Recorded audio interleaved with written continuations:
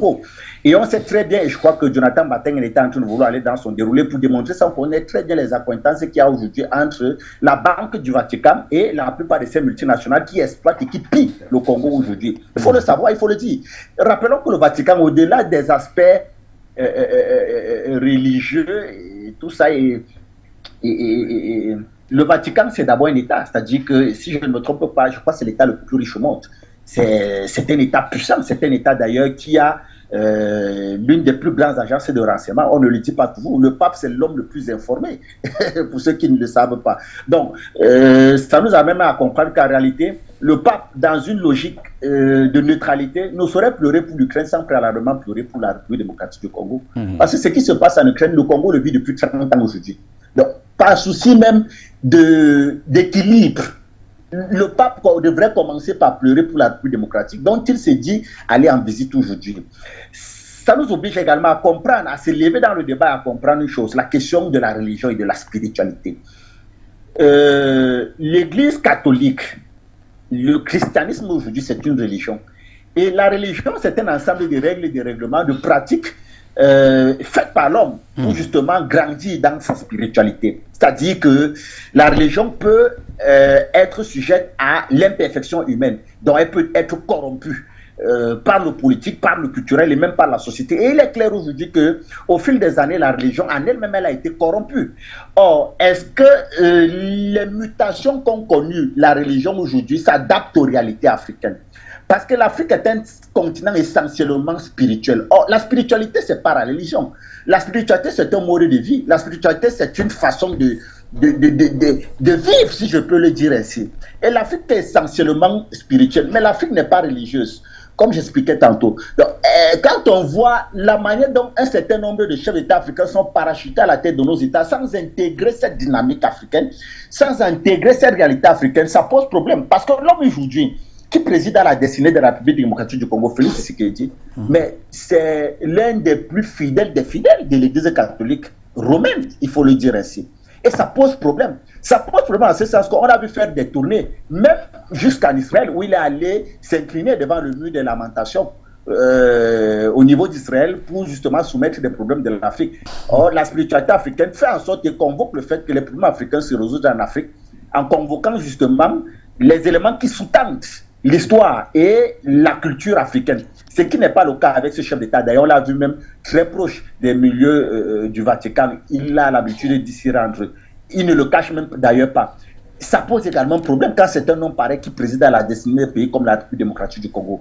Rappelons, on peut le détester, mais vous avez un chef d'État, par exemple, comme le Bénin, à la personne de Yahi Boni, qui démontre, ça suffit même à travers sa page pour aller visiter comment il promeut la culture de son pays. Il promeut la spiritualité de son pays, là, qui est une spiritualité même africaine. Donc, ça montre, ça suffit, les failles aujourd'hui qui ont été très bien pensées depuis la période coloniale, qui ont permis à ce que des personnes n'ayant aucun fondement spirituel soient parachutées à la tête de nos États, mais qui en réalité ont une vision du monde totalement axée vers l'Europe, ou alors, si je peux le dire ainsi, eurocentrique. Donc, pour ne pas monopoliser la parole, je vais dire une chose simple. Le pape arrive en Afrique, les enjeux, elles sont connues. Les enjeux d'abord sont d'ordre politique. Il est impératif de renforcer la présence de cet État-là. Je parle du Vatican aujourd'hui en tant qu'État, parce que le pape également, c'est un homme politique. Il est question de renforcer la présence de cet État-là au niveau de la République démocratique du Congo, parce que Jonathan Bateng le rappela, c'est une vérité, je vous disais tantôt, l'Église catholique contrôle toute la société, contrôle le jeu politique congolais, contrôle la société civile congolaise, contrôle l'économie congolaise. Ça fait mal de le dire, parce que la plupart des multinationales qui exercent à l'est de la République démocratique du Congo, vous pensez qu'allez voir les liens, allez voir les financements, allez voir les réserves qu'ils ont au niveau de la banque centrale du Vatican. Vous comprenez pourquoi je suis en train de dire ce genre de choses. Rappelons que les réserves au niveau de la banque centrale du Vatican sont en or. Une partie de cet or également qui provient de l'Afrique. Est-ce qu'aujourd'hui le Vatican a réglé ce contentieux historique vis-à-vis de l'Afrique? Je ne pense pas. Donc le Vatican est d'abord là pour s'assurer, pour alors s'assurer, par autant pour moi, de cette réalité-là, savoir qu'elle maintiendra son emprise sur les hommes politiques congolais, parce qu'en passant par Martin Fayulu, Félix Tshisekedi, Kabila, toutes ces personnes-là, c'est des personnes qui sont ancrées dans l'idéologie chrétienne, parce que justement, depuis les années 1960, l'Église catholique contrôle un peu plus de 70% du système éducatif congolais. On l'a brillamment rappelé. Mais également, l'Église catholique arrive dans un objectif de véritablement comprendre, après les élections qui sont en cours, est-ce que ces intérêts économiques, parce que l'Église également a des intérêts économiques de ce pays-là, ça peut vous paraître bizarre, l'Église catholique a des intérêts économiques un peu partout en Afrique, précisément dans les anciennes colonies d'Europe.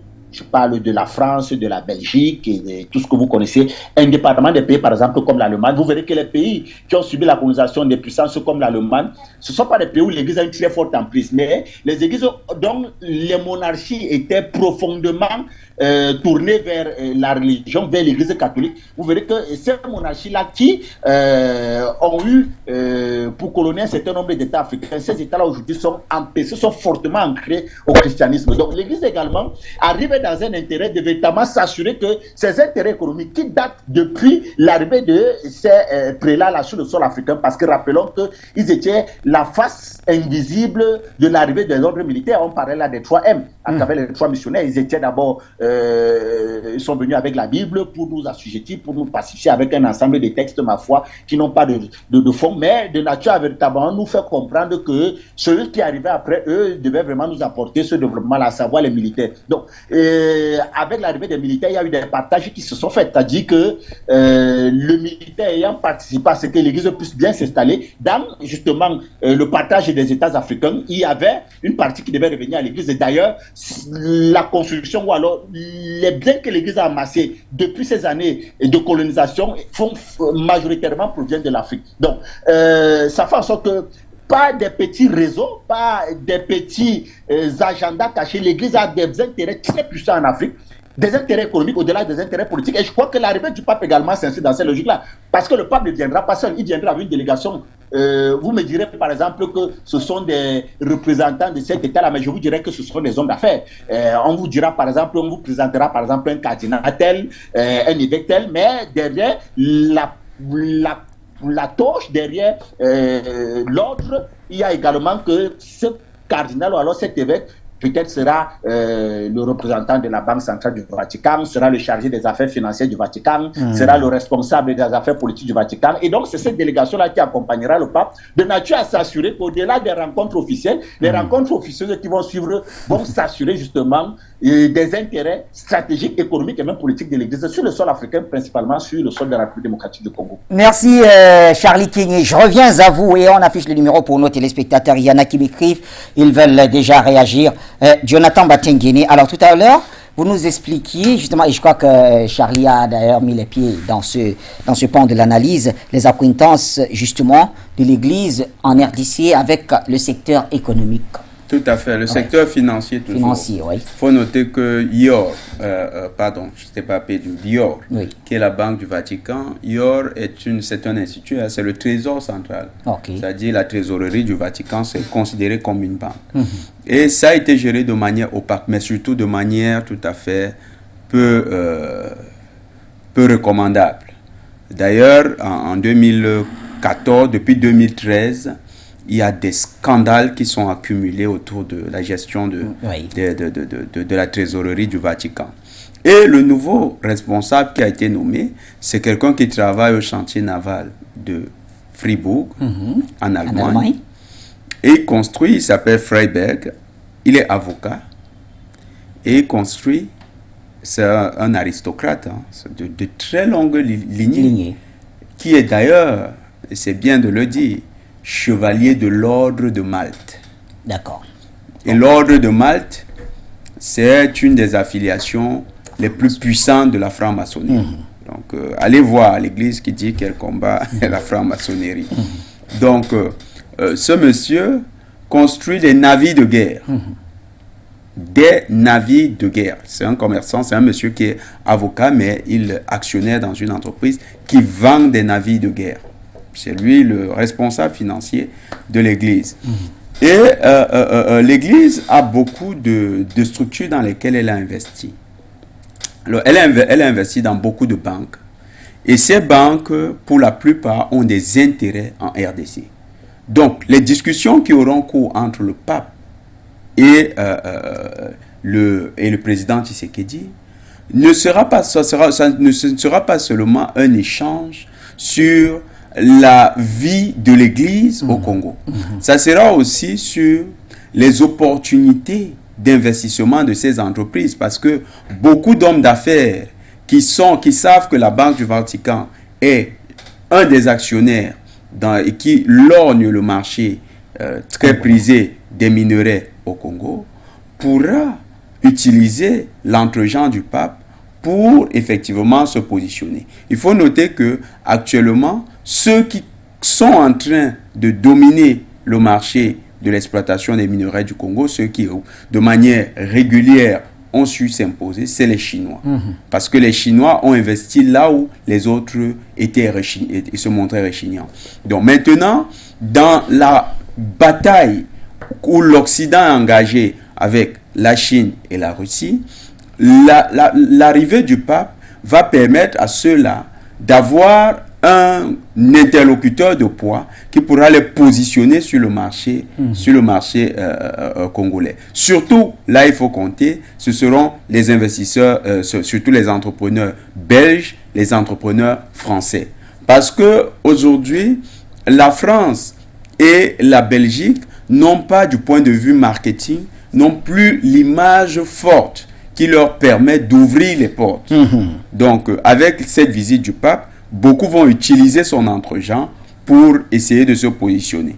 Et ils vont toujours le faire dans le cadre de surtout ce qu'ils considèrent comme étant la fraternité des chrétiens avec le pape, la communion des chrétiens avec le pape. Mais ces hommes d'affaires feront partie des délégations et vont être ceux qui vont être présentés par le Vatican pour investir sur le marché congolais. Donc, ça sera une discussion entre de véritables chefs d'État. Ça ne sera pas une visite d'un leader religieux. Ce n'est pas, comment on appelle, le guide de celui qui est de l'autre côté, le moine qui tout le temps fait des problèmes à la Chine. Donc, ça ne sera pas la visite d'un leader religieux comme on en connaît, ou bien un imam. Comme vous pouvez aller rendre visite à Tshisekedi, ça ne sera pas un imam parce que l'imam... Mais on sait que le pape sera quand même, comme toujours, porteur des messages de paix. Non, officiellement. Déjà, il faut noter, Chali l'a bien fait. C'est ce à quoi les Congolais s'attendent en ce moment. Non, mais Chali a bien fait de relever que même dans son indignation, elle est sélective. Oui. On le voit pleurer, dire des choses pour l'Ukraine. Et la RDC qui, depuis des jours, vit un génocide à ciel ouvert, depuis des années, oui, on ne le voit pas porter ce dossier. Mais en même temps, cher Batenguene, certes, on peut reprocher peut-être au souverain pontife d'avoir pleuré pour les Ukrainiens plutôt que pour les Congolais, mais l'Ukrainien, le pape, j'allais dire, il s'est déplacé quand même. Il se déplace, j'allais dire, vers le Congo cette fois-ci. C'est qu'il n'a pas fait. Il était en Ukraine avant de venir au Congo. Ouais. Je crois qu'il s'est déplacé pour l'Ukraine. On va faire des recherches pour ça. Il a plus à cœur. Je me souviens quand on regarde la lamentation du côté d'Israël. Quand on regarde ses positions, si vous prenez la chronologie de cette année, sur l'Ukraine, il s'est plus exprimé que sur le cas du Congo. Déjà, sur le Congo, il ne voit pas des êtres humains qui sont en train de périr, de souffrir comme ceux qui sont en Ukraine. Donc, il y a une indignation sélective de sa part. Maintenant, il y a même la manière d'approcher le cas du Congo. Quand vous regardez comment la CENCO se comporte, la CENCO n'a jamais dénoncé ce génocide à ciel ouvert qui se réalise au Congo. Elle n'a jamais dénoncé ces plans de partition du Congo qui sont actionnés. Elle a toujours fermé les yeux là-dessus. Et quand vous revenez même dans le cas de l'Église, ce pape qui est arrivé, comment est-ce qu'il arrive à la tête? C'est à la suite de scandales bizarres au niveau de la trésorerie qui ont fragilisé Benoît XVI, que ce dernier a démissionné de son poste et il a laissé émerger. Donc vous sentez que il y a quand même aussi une main noire qui a dû se poser au niveau du Vatican et qui a permis que ce nouveau pape émerge comme ça, arrive avec un profil tout à fait nouveau, qui n'est plus européen, mais qui est un profil d'un mondialiste tout à fait convaincu. Parce que l'autre pape, il n'était pas mondialiste. Très bien, oui, de regretter mémoire, c'était Benoît XVI. Voilà, nous allons aller du côté du standard avant de retourner vers Charlie Kenyé avec l'appel de Abou d'Angleterre. Abou, bonsoir cher ami, depuis Londres comme toujours, vous avez la parole. Bonsoir mon très cher frère Bachir Ladan. Je suis tellement content de te revoir ce soir. Oui, effectivement, c'est le frère Abou depuis l'Angleterre. Bachir, je confirme, vous êtes le meilleur journaliste du monde. Et je salue les deux lions, les espoirs, Patenguene et Charlie Kenyé, les brillanticistes, tous les techniciens et tous les appelants. En ce qui concerne la problématique de ce soir, qui est des fois immense, mais on va se baser sur la partie politique, telle que les lions ont déjà bien défini. Effectivement, je vais parler de moi-même parce que j'ai été catholique pendant 30 ans. Ça dit que 25 ans en Afrique et 5 ans en Europe avant de changer, avant de laisser tomber et maintenant devenir évangélique. Donc, c'est quand en Afrique, justement, on a une seule portion de la chose. Ça dit que la chose catholique a été utilisée comme un instrument politique parce qu'on ne le dit pas juste pour des jugements de valeur, mais on le dit selon les faits. Vous comprenez que même les lions ont déjà défini ces faits-là. Quand ils ont parlé de ce qui s'est passé au Congo belge, et une fois qu'on voit jusqu'à présent, l'Église catholique n'intervient seulement quand les intérêts des Occidentaux sont plus menacés.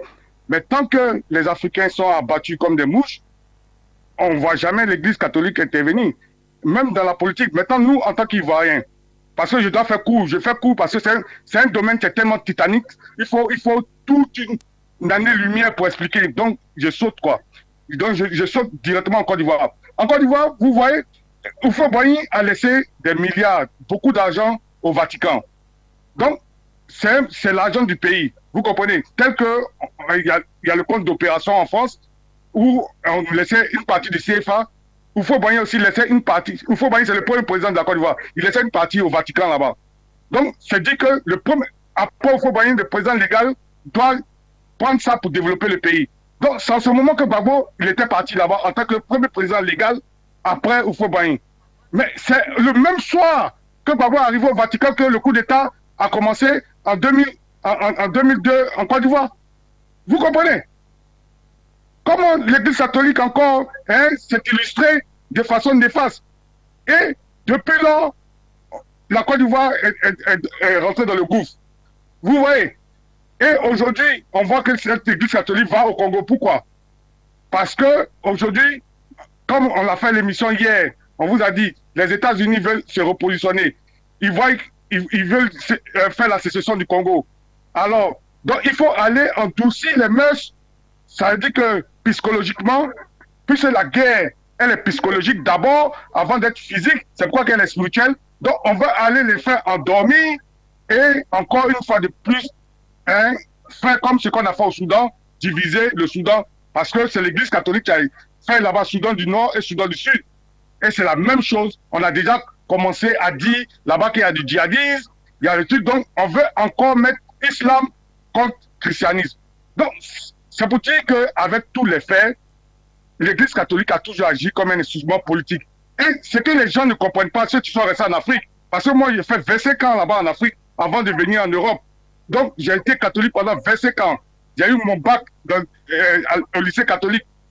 J'ai fait mon primaire catholique jusqu'à mon bac. Donc, c'est pour dire quoi? Je sais de quoi je parle.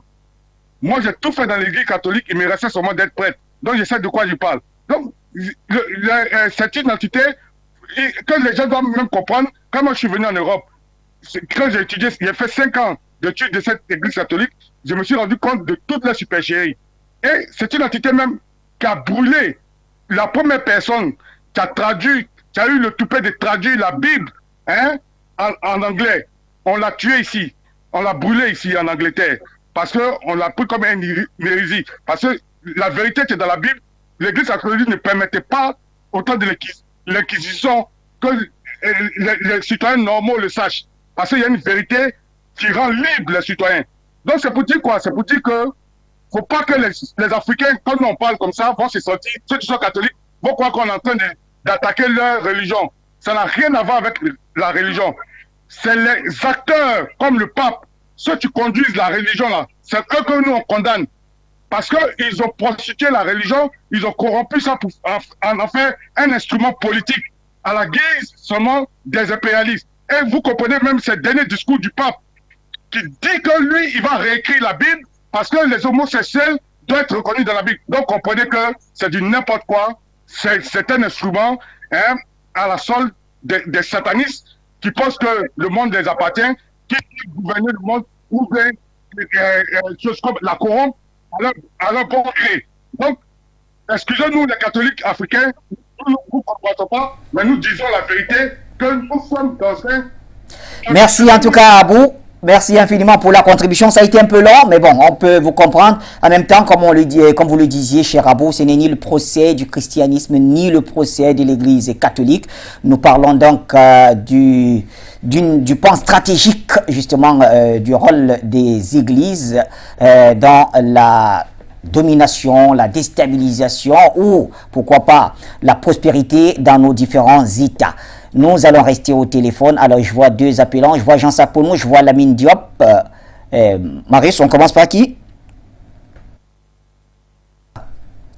Très bien. Jean, bonsoir. Bonjour Bachir. Bonjour. Bonjour technicien, bonjour à tous ceux qui appellent For You Media, bonjour à vos invités, Jonathan et puis Charlie.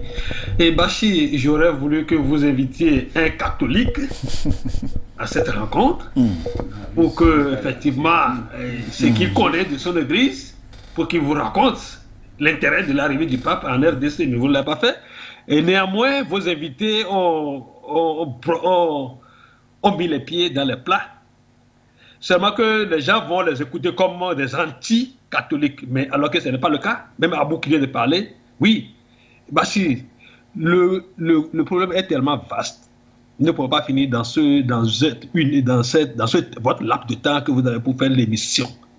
Je le disais avant que le thème ne soit là. Alors, le pape François ne vient pas en RDC en tant qu'un homme de Dieu. Il vient en tant que chef d'État du Vatican. Charlie l'a dit, et Abou l'a dit, et Jonathan l'a dit. Bachir, ça va choquer beaucoup de gens. Seulement ce que nous pouvons dire, c'est que le Dieu que ces Congolais cherchent à adorer réellement les aide à voir clair. Que l'Esprit Saint qui révèle ce que Lucifer a caché pour nous manipuler, que l'Esprit Saint soit sur eux pour qu'ils comprennent l'enjeu. Parce qu'une chose est la foi en Christ, il y a une chose qui est aussi la foi d'appartenir à un groupe, soi-disant, qui adore Dieu. La question c'est entre Lucifer et Dieu. Lucifer, c'est un ange rusé.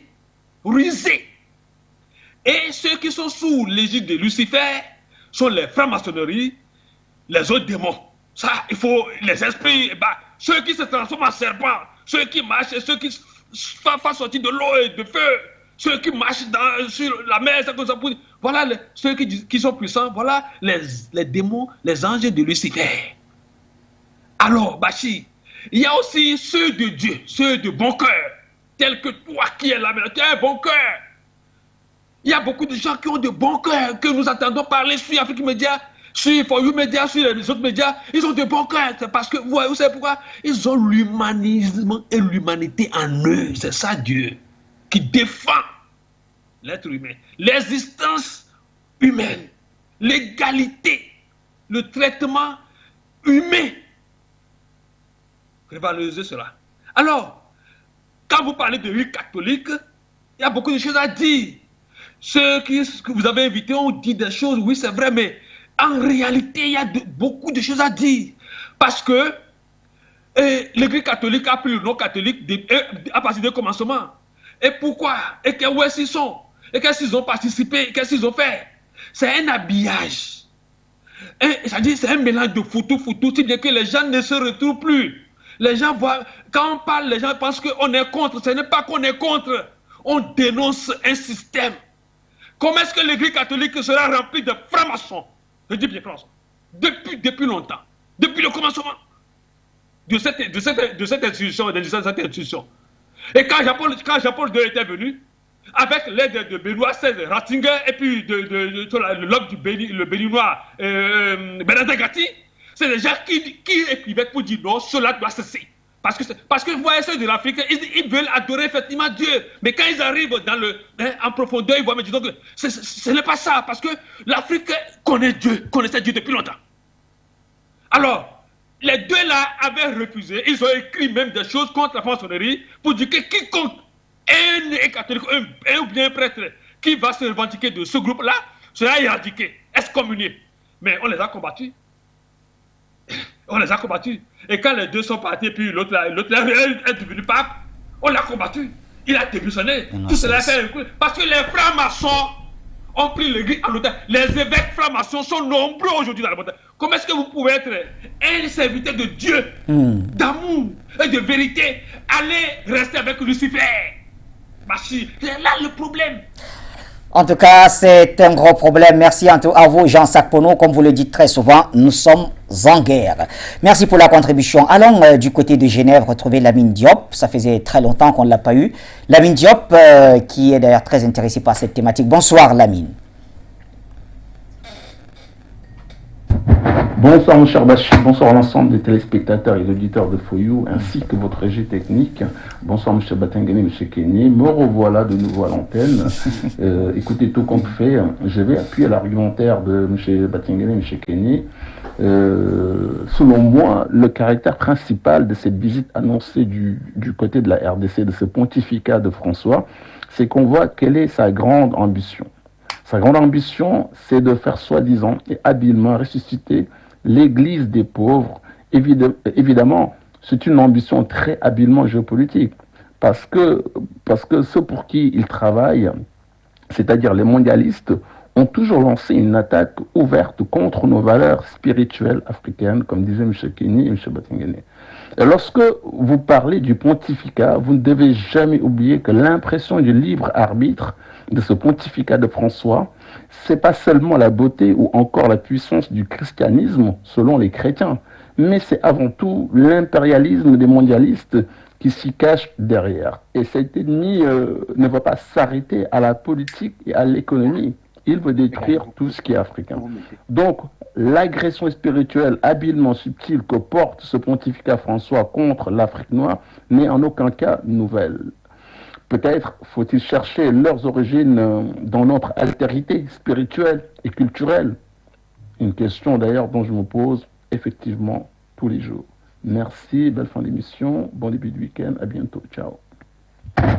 Heureux de vous avoir réécouté sur les antennes de Foyou Média Africa. On vous est très chargé depuis quelques mois sur le plan professionnel et c'est toujours un plaisir de savoir que vous avez un œil vers nos antennes.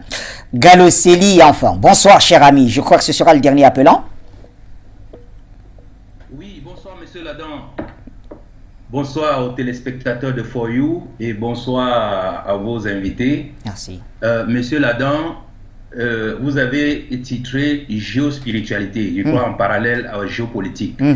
Et comme on sait que la politique c'est l'art de mentir, ou comme Simone Veil le disait, la politique c'est le mensonge. Donc on a l'impression qu'ici on veut aussi dire spiritualité c'est le mensonge. Mais en tout cas, vous avez eu la prudence de dire qu'il ne faut que ce n'est pas le tribunal pour l'Église et tout cela. Passons. En tant qu'Africain, moi je dis l'Église a beaucoup évolué en Afrique avec plusieurs étapes. La première étape, comme le disait Jomo Kenyatta, ils sont arrivés avec la Bible, ils nous ont demandé de fermer les yeux, et quand on a rouvert les yeux, ils avaient nos terres et nous avions la Bible.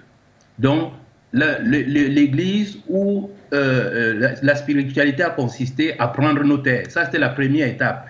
Deuxième étape, il faut quand même le dire, ils se sont investis dans l'enseignement, toutes les écoles étaient catholiques ou protestantes et tout. Donc ça a donné une élite religieuse qui avait vraiment peuplé toute l'Afrique. Malheureusement, ces gens se sont jetés dans la fornication. Je peux dire de ma petite mémoire que seul un évêque en Afrique du Sud s'est vraiment battu auprès des pauvres. C'est celui-là qui a permis à l'ANC d'arriver au pouvoir un jour. Sinon, tout le reste, ils se sont lancés dans la fornication. Moi, je parle toujours des conséquences. Après avoir perdu nos terres, nous nous sommes retrouvés avec la jeunesse la plus dépravée du monde. Mais avant d'arriver à la jeunesse la plus dépravée, il faut dire qu'il y a eu un très grand conflit entre les jeunes élites qui venaient d'être formées en face à cette élite religieuse qui avait vraiment le pouvoir dans toute l'Afrique. Parce que après les indépendants, les gens les plus éduqués, c'était les prêtres, c'était les évêques, c'était les pasteurs. Mais il y a eu ce grand conflit qui a fait en sorte que beaucoup de prêtres ont été tués au passage pour ramener le pouvoir aux mains des civils.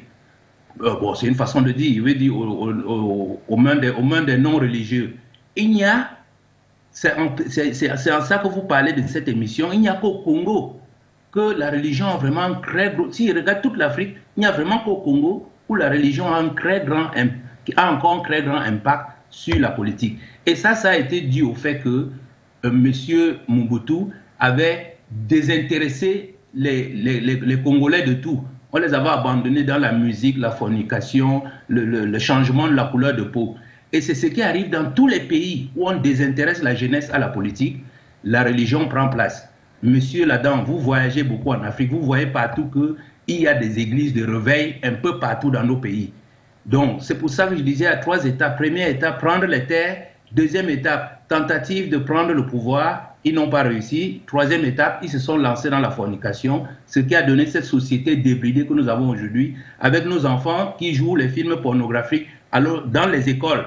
Pendant que sur d'autres continents, les enfants lancent les fusées, nos enfants font des films pornographiques dans les écoles. Et ce sont des écoles chrétiennes. Donc c'est juste pour que je dis, ce n'est pas le jugement de l'Église. Mais pour moi, en tant qu'Africain, je n'analyse que les conséquences. Et maintenant, la troisième étape de cette spiritualité, c'est ce que j'ai appelé la razzia en Afrique. L'Église collecte beaucoup d'argent en Afrique. Moi, je vais à l'église Saint-Paul. Si je vous dis combien les gens utilisent là-bas par jour, alors qu'il y a beaucoup d'enfants qui meurent dans les rues ici, mais de faim dans les rues, vous n'allez pas me croire. Donc c'est ce que l'Église a fait tous ces derniers temps. Et voyez-vous, M. Ladan, beaucoup d'Africains ont compris la chose. Et aujourd'hui, il y a des églises tous les 2 mètres. Ici à Douala, à chaque 4 mètres, vous voyez une église.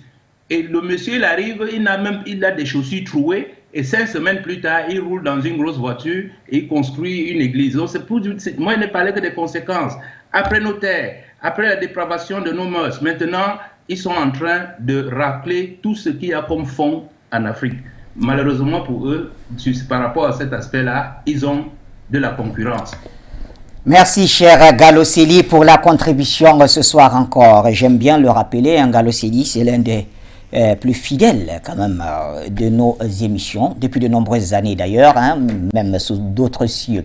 Et on va donner la parole donc à Charlie Kenyé, puisqu'on a 5 minutes avant de rendre l'antenne. Oui, une précision, quelqu'un le disait, je ne sais plus si c'était Gallo Sely ou... Oui, il faut bien le rappeler. Cette émission, en tout cas notre thématique, n'est pas un procès de l'Église. Il faut bien le rappeler, cher Batengene, Bachir est musulman. Et au moins 7 sur 10 de nos émissions parlaient du terrorisme islamiste. Et donc, ça ne nous gêne pas parce que c'est... D'ailleurs, pendant l'émission, nous avons tout fait pour rester à un certain niveau parce qu'on maîtrise, on se dit qu'il y a... c'est très sensible. Et vous savez, la spiritualité, même si vous croyez un mensonge, la spiritualité a ceci de particulier que ça donne un sens à la vie d'un individu. Tout à fait. Donc il y a des gens qui ont des projets de vie qu'ils ont bâtis sur la conception que leur a donnée de l'existence par l'Église catholique. Et donc, Charlie Kényé, alors toutes ces minutes, elles sont à vous, certainement pour évoquer justement la venue du pape en RDC en lien avec la question de la crise sécuritaire à l'est du pays, mais aussi les élections à venir. Il faut bien dire et rappeler que nous sommes quand même en pleine année électorale. Oui, avant de répondre à votre question, j'aimerais dire deux ou trois choses. Oui. Comme vous l'avez si bien rappelé, nous faisons un procès à l'église. Vous savez, moi qui vous parle, Charlie Kényé, je suis baptisé, communié, confirmé à l'église catholique romaine. Voilà. Mais bon, je crois qu'on parle d'un sujet quand même assez sensible qui nous oblige de nous élever et de dire quand même un minimum de fait. Nous sommes en train d'analyser les conséquences. On est nullement là pour faire un procès à l'église. Donc ça peut choquer. Et vous voyez, c'est pourquoi nous n'allons pas loin. Parce que je peux vous rassurer que si je me mets à développer les travaux que je suis en train de faire sur l'église, je crois que, bon, peut-être d'aucuns m'appelleront pour me traiter d'athée. Mais bon, c'est pas ça le débat. On essaie de rester un peu courtois et un peu poli, mais il est impératif, comme on le disait tantôt, que les choses puissent être dites pour que les Africains sortent un peu de cet endoctrinement. Vous savez, on ne libère pas un peuple qui, pendant des années, ne se reconnaît pas comme étant un peuple libre. C'est-à-dire qu'il faut déjà que vous vous reconnaissiez comme homme libre avant que nous travaillions justement à pouvoir vous libérer. Et c'est l'objet de ce genre de thématique. Quand je le dis, je tiens à rappeler que l'Afrique ne découvre pas Dieu avec l'Église. Non, je crois que même Léopold II, qu'il était un criminel, parce qu'il faut le rappeler, le roi belge était un criminel. Si les livres d'histoire aujourd'hui veulent nous faire comprendre qu'Hitler était le plus grand danger de l'histoire du monde parce qu'il a tué pratiquement, je ne vais pas entrer dans les chiffres de peur de créer encore une autre polémique, mais on connaît ce qu'il a fait en Europe. Rappelons que Léopold II a fait 10 fois ce que Hitler a fait. Léopold II était un véritable criminel. À lui seul, il totalise pas moins de 15 millions de morts congolais. Donc, quand j'ai fini de le dire, vous avez également un ancien espion au service de la couronne d'Angleterre. Il s'appelait le sénateur Marc Paulet. Le sénateur Marc Paulet, dans les années 1835-1836, lors d'une tournée africaine, dans ses mémoires, la correspondance qu'il adresse à la reine d'Angleterre de l'époque, il fait savoir qu'après avoir parcouru l'Afrique, il n'a vu ni mendiant, il a vu un système de santé qui fonctionnait, un système douanier qui fonctionnait. Et il rappelle, pour finir, qu'en réalité, ils n'ont rien à nous apprendre. Parce que même Dieu, que l'Occident vante aujourd'hui, nous le connaissons, et il termine en disant que nous les sommes supérieurs. C'est un sénateur britannique qui le dit. Il s'appelait Macaulay, dans les années 1835. Il dit « ils nous sont supérieurs », parlant de l'Afrique. Quand j'ai fini de le dire, c'est pour démontrer à suffit qu'ils ne nous apprennent pas Dieu. Nous, on connaissait Dieu avant qu'il n'arrive. Pour étayer encore ce que je suis en train de dire, allez lire le livre d'un certain Mark Wills. Mark Wills, c'est un écrivain très prolixe qui a écrit sur le Congo. Dans un de ses ouvrages intitulé « Il pleut des mains sur le Congo », Mark Wills démontre à suffit comment les missionnaires, je dis bien les missionnaires catholiques précisément, coupaient les mains des enfants de 4 ans, de 5 ans, de 6 ans, de 7 ans, de 10 ans. Les missionnaires mutilaient les corps des femmes. On les coupait un bout de 5. On vous coupait un bras. Je parle des missionnaires catholiques. C'est Mark Wills qui le dit dans un de ses livres. Il pleut des mains sur le Congo. Simplement parce qu'il n'avait pas respecté le quota de kilogrammes de coton qu'il fallait récolter au cours d'une journée. Voilà les sanctions. C'est-à-dire que vous êtes un enfant de 10 ans, de 7 ans, on vous demande de récolter 5 kg de coton, vous récoltez 4, on vous coupe une main pour servir de leçon. Ce sont les missionnaires catholiques qui le faisaient. C'est pour dire qu'il y a un véritable contentieux historique que l'Église doit véritablement régler vis-à-vis de l'Afrique. Et tant que le souverain pontife n'oriente pas également ses sorties et même sa venue en Afrique sous ce prisme-là, on va toujours rester dubitatif de l'Église. Mais ce n'est pas un procès que nous faisons à l'Église une fois de plus. Nous aimons également ce continent. Et je pense que nous avons beaucoup subi pour continuer à subir. 600 ans d'esclavage, 400 ans de colonisation, bien d'autres choses. Donc il est impératif aujourd'hui que l'Afrique le Vatican vide son contentieux historique vis-à-vis de l'Afrique. Maintenant, pour revenir à votre question, vous savez, les enjeux sont énormes du côté de la République démocratique du Congo. Vous parlez tout à l'heure des élections à venir. Et rappelez également que ces élections à venir vont définir justement non seulement de l'avenir politique de ce pays-là, mais de l'avenir économique. Parce que je tiens à vous rappeler que il y a une sorte de suffisance de l'élite politique congolaise aujourd'hui vis-à-vis de l'exploitation minière qui se passe à l'est du Congo par un certain nombre de multinationales occidentales acquis et également investisseurs et même membres de la Banque du Vatican. Donc les enjeux également sont de cette en sorte-là.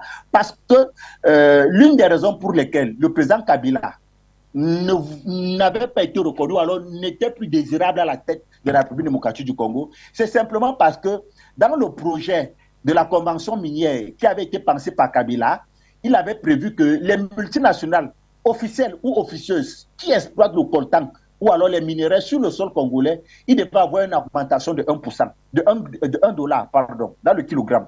1 dollar, un seul dollar.